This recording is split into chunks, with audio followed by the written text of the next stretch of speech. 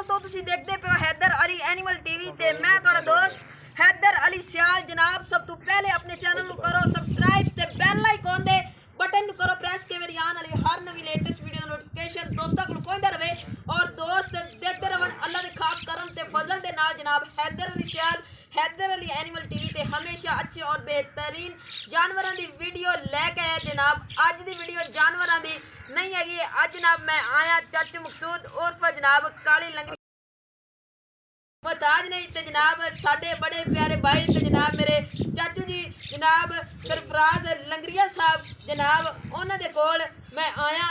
तुसी देख सकते हो जनाब सतलुज दरिया दे नज़ारे और जनाब बाकी गल्लां सारियां जनाब आपां चाचू सरफराज उन्होंने कोलों पुछ लैने हैं क्योंकि जनाब इत्थों दे रहने वाले ने और इन्होंने पता है कि जनाब किन्ना नुकसान होया। अस्सलाम वालेकुम चाचू जी। वालेकुम सलाम। की हाल है जनाब? अल्लाह दे करम।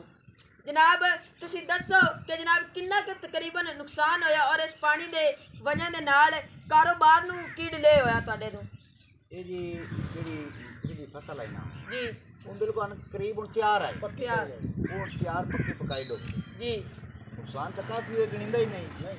ये 60 एकड़ रकबा आज जेड़ा नाल दा है हाँ जी ये सारा फसल है हाँ जी वो तैयार है जी यकदम पानी आ गया जी इसमें कोई उम्मीद ही नहीं है कि ना पानी उससे हाँ जी उनकी वजह नाल ਅਸੀਂ कोई कुछ भी नहीं कर सकिया जी। पुजे होइए बंदे दे अगे हुंदा टाइम बड़ा होंदा है मिसाल है कोई भी हुंदा है जी कि उस बंदा दा मोरे बंदोबस्त कर लेंदा है। जी ये अचानक ही पानी आ गया जी ਅਸੀਂ ना फसल वड़ सके हैं ना कोई सके जो ही आई विच ही लुढ़ गए। जी बाकी जेड़ा बन है हाँ जी ये बन सानू मैं वेखा किसे- बड़ा वड्डा है किसे महकमे कोई महकमा साडे ते ना अच्छा। किसे काल की जी ना किसे सानू इमदाद रेस्क्यू दी टीम भी नहीं आई? बिल्कुल नहीं है।